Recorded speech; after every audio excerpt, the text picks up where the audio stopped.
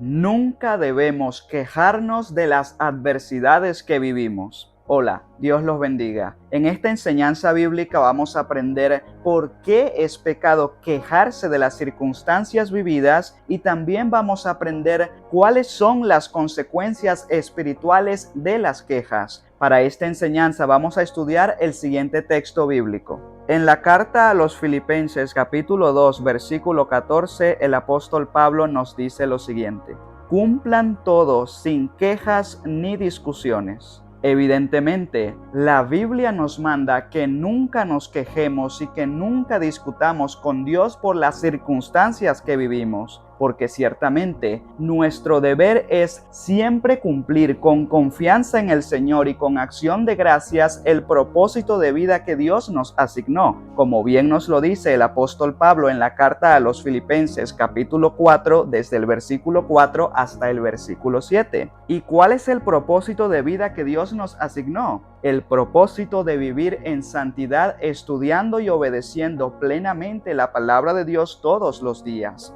E indudablemente, dado que toda desobediencia a la palabra de Dios es pecado, quejarse de las circunstancias vividas efectivamente es un pecado, porque quejarse de las circunstancias vividas es una desobediencia al mandamiento que acabamos de leer en el texto bíblico de hoy, el cual nos dice que cumplamos todo sin quejas y sin discusiones. Sepan, hermanos, que la razón por la que no es correcto que nos quejemos de las adversidades que vivimos consiste en que, dado que todo lo que Dios permite que acontezca en nuestra vida es para nuestro bien, como nos lo dice claramente el apóstol Pablo en la carta a los Romanos capítulo 8 versículo 28, quejarnos de las adversidades que vivimos es una forma de reprochar a Dios y de murmurar contra Él por el bien que Él está intentando hacer en nosotros a través de las circunstancias que Él mismo está permitiendo que vivamos. Y ciertamente, dado que quejarse de una circunstancia es una forma de reprochar a Dios y de murmurar contra Él,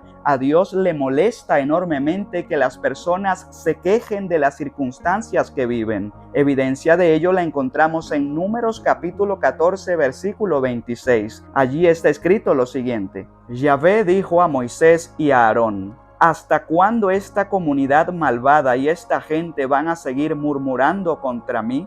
Porque he oído las murmuraciones, las quejas de los israelitas en mi contra. ¿De qué forma aquella generación de israelitas se quejaron de las circunstancias que estaban viviendo? Miren, hermanos, Dios sacó a aquella generación de israelitas del país de Egipto, que era el país donde esos israelitas habían sido esclavizados y maltratados por mucho tiempo. E indudablemente, Dios sacó a esos israelitas de Egipto para llevarlos a la tierra de Canaán, que era una tierra excelente, para darles una vida próspera en aquella tierra de Canaán y para enseñarles que no solo de pan vive el hombre, sino que toda palabra que sale de la boca de Dios es vida para el ser humano. Pero a pesar de la inmensa bondad que Dios les demostró a esos israelitas en aquel momento, esos israelitas apenas salieron de Egipto y apenas comenzaron a caminar por el desierto camino a la tierra de Canaán, no se mantuvieron obedeciendo plenamente la palabra de Dios, ni se mantuvieron confiando en que Dios los estaba llevando hacia un buen futuro, sino que por el contrario, comenzaron a quejarse por las circunstancias que vivían. De hecho, primero se quejaron porque tenían poca agua, como está escrito en Éxodo capítulo 17, desde el versículo 1 hasta el versículo 4. Al salir la comunidad de Israel del desierto de Sin, dispusieron sus etapas según Yahvé les ordenaba. Acamparon en Refidim, donde el pueblo sediento no encontró agua. Le reclamaron a Moisés diciendo: «Danos agua para beber». Moisés les contestó: «¿Por qué me reclaman ustedes a mí? ¿Por qué tientan a Yahvé?». Allí el pueblo, atormentado por la sed, murmuró contra Moisés: «¿Por qué nos has hecho salir de Egipto? ¿Para que ahora muramos de sed con nuestros hijos y nuestros animales?». Entonces Moisés llamó a Yahvé y le dijo: «¿Qué puedo hacer con este pueblo? Por poco me apedrean». Poco después de eso, A pesar de que Dios les proveyó agua y maná milagrosamente a esos israelitas para demostrarles que Él se estaba encargando de proveerles en las medidas correctas todo lo que necesitaban para vivir, esos israelitas comenzaron a quejarse otra vez porque no tenían la carne que querían para comer, como está escrito en Números capítulo 11 desde el versículo 4 hasta el versículo 6. El montón de gente extraña que se encontraba en medio de los israelitas solo pensaba en comer, y hasta los mismos israelitas se pusieron a quejarse. Decían, ¿quién nos dará carne para comer? ¿Cómo echamos de menos el pescado que gratuitamente comíamos en Egipto, los pepinos, melones, porros, cebollas y ajos? Ahora tenemos la garganta seca y no hay nada, absolutamente nada más que ese maná en el horizonte. La verdad es que poco a poco las quejas de esos israelitas empezaron a encender cada vez más el enojo de Dios. Evidencia de ello la encontramos en Números capítulo 11 versículo 10. Moisés oyó que el pueblo lloraba, cada familia a la entrada de su tienda, mientras ardía la cólera de Yahvé. Moisés se afectó mucho por eso. Y poco después de eso, aquellos israelitas comenzaron a quejarse nuevamente, esta vez porque dudaron de que Dios los iba a ayudar a conquistar la tierra de Canaán, como está escrito en Números capítulo 14, desde el versículo 1 hasta el versículo 11. Toda la comunidad se puso a lanzar gritos lastimeros, y el pueblo pasó toda la noche llorando. Los israelitas se enojaron con Moisés y Aarón, y toda la comunidad les dijo, ¿por qué no morimos mejor en Egipto? ¿Por qué no morimos mejor en el desierto? ¿Por qué Yahvé nos lleva a esa tierra? ¿Para que allí nos maten a espada y para que nuestras mujeres y nuestros niños sean esclavos? ¿No sería mejor para nosotros volver a Egipto? Y se decían unos a otros, elijámonos un jefe y volvamos a Egipto. Moisés y Aarón se echaron de bruces al suelo en presencia de toda la comunidad de los israelitas. Josué, hijo de Nun, y Caleb, hijo de Jefoné, que habían formado parte de los espías, rasgaron sus ropas. Luego se dirigieron a toda la comunidad de los israelitas. El país por donde hemos pasado y que exploramos es bueno, es una tierra excelente. Si Yahvé nos favorece, nos llevará a ese país y nos dará esa tierra que emana leche y miel. Pero no se rebelen contra Yahvé, no teman a la población de esa tierra, porque nos la serviremos en bandeja. No tienen esperanza porque Yahvé está con nosotros, no les tengan miedo. La comunidad entera hablaba de tirarle piedras, pero apareció la gloria de Yahvé en la tienda de las citas ante los israelitas. Yahvé dijo a Moisés, ¿hasta cuándo me va a seguir menospreciando este pueblo? ¿Hasta cuándo va a tener poca confianza en mí después de todos los prodigios que he hecho en medio de él? La verdad es que en ese punto las quejas de esos israelitas colmaron la paciencia de Dios, y eso tuvo graves consecuencias para esos israelitas. Pues noten, hermanos, que en Números capítulo 14, desde el versículo 26 hasta el versículo 31 está escrito: Yahvé dijo a Moisés y a Aarón, ¿hasta cuándo esta comunidad malvada y esta gente van a seguir murmurando contra mí? Porque he oído las murmuraciones, las quejas de los israelitas en mi contra. Diles, tan cierto como que Yahvé es vivo, que les voy a tomar la palabra, y así como ustedes acaban de decirlo a mis oídos, sus cadáveres caerán en este desierto. Ustedes se lo han ido toda la vida murmurando contra mí. Pues bien, todos los que fueron censados de los 20 años para arriba no entrarán en la tierra que juré darles. Solo habrá una excepción para Caleb, hijo de Jefoné, y para Josué, hijo de Nun. Quienes entrarán serán sus nietos, de los que decían que serían reducidos a la esclavitud.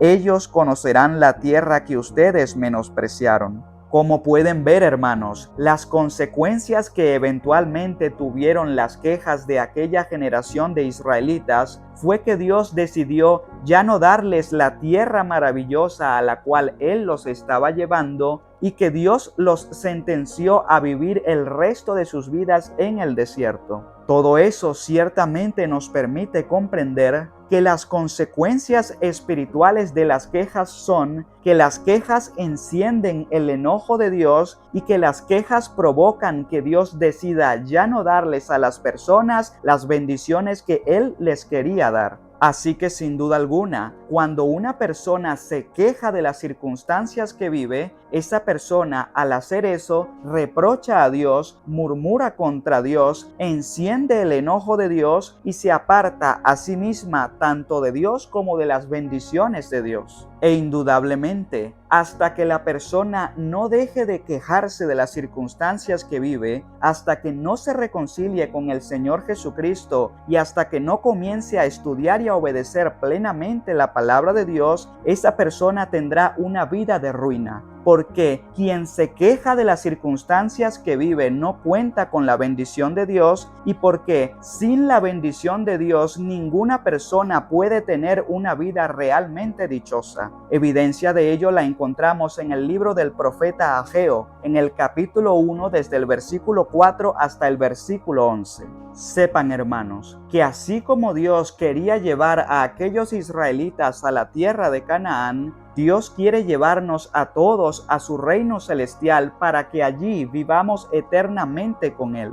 Y ciertamente, el solo hecho de que el Señor Jesucristo se haya sacrificado por nosotros en la cruz del Calvario para poner a nuestro alcance la salvación y la vida eterna, ya es motivo suficiente para que nosotros entendamos que realmente es justo y necesario que nos mantengamos obedeciendo plenamente la palabra de Dios, con confianza en el Señor y con acción de gracias en todo tipo de circunstancias. Porque con su palabra y con su sacrificio, el Señor ya nos demostró que su voluntad es buena, agradable y perfecta, y porque la recompensa final de perseverar en la santidad y en la fe es la vida eterna. Pero aún así, hermanos, hay personas que no viven estudiando y obedeciendo plenamente la palabra de Dios con confianza en el Señor y con acción de gracias, sino que por el contrario, viven quejándose de las adversidades a las que se enfrentan y viven cuestionando a Dios por esas adversidades. En verdad, para el que de verdad comprende todo lo que Cristo tuvo que sufrir durante su pasión y crucifixión para poner a nuestro alcance la salvación y la vida eterna, es ilógico discutir con el Señor por las adversidades que Él permite que vivamos. Y es que ciertamente solo basta con pensar en lo mucho que sufrió el Señor Jesucristo durante su pasión y crucifixión por amor a nosotros, para que nosotros dejemos a un lado toda queja y para que digamos: gracias, Señor, porque el mayor sufrimiento lo padeciste tú para librarme a mí de un sufrimiento eterno y para darme la vida eterna.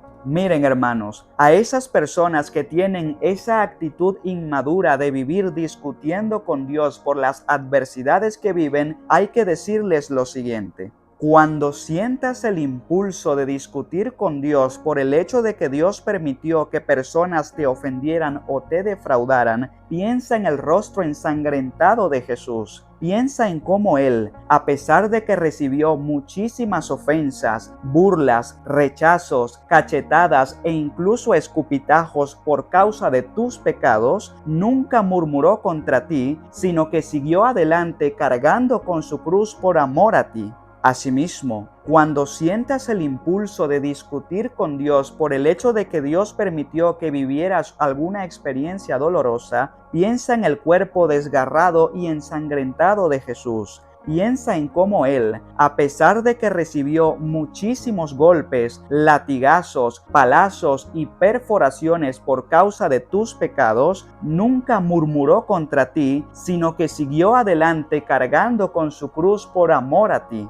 ¿Te parece que es mucho lo que has sufrido como para que te atrevas a murmurar contra Dios? Reflexiona y compara lo que has sufrido tú con lo que sufrió el Señor Jesucristo por causa de tus pecados, y fíjate que el Señor Jesucristo nunca murmuró contra ti, sino que siguió adelante para sacrificarse por amor a ti. Sin duda alguna, hermanos, lo que nosotros hemos sufrido a lo largo de toda nuestra vida es nada en comparación a lo que sufrió el Señor Jesucristo durante su pasión y crucifixión. Y si Cristo, siendo el Señor que claramente no merecía ninguno de esos maltratos, sufrió todo eso por culpa nuestra y no murmuró contra nosotros, porque sufrió todo eso por amor a nosotros y porque quiso poner a nuestro alcance la salvación, ¿cómo es que una persona limitada y pecadora se atreve a cuestionar a Dios y a discutir con Él por el hecho de que Dios permitió que esa persona viviera algunas adversidades? Si este video fue de bendición para ustedes, hermanos, les pido humildemente que se suscriban a este canal si aún no lo han hecho. También les pido que le den me gusta a este video dándole al icono de me gusta, y finalmente les pido que le reenvíen este video a la mayor cantidad de personas que puedan, para que de esa forma me estén ayudando a mí y también al Señor a que estas enseñanzas de la palabra de Dios lleguen a la mayor cantidad de personas posibles. Bueno, mis hermanos, que Dios los bendiga, que Dios los guarde, y recuerden, nunca se quejen, sino que denle gracias a Dios por todas las cosas. Que Dios los bendiga.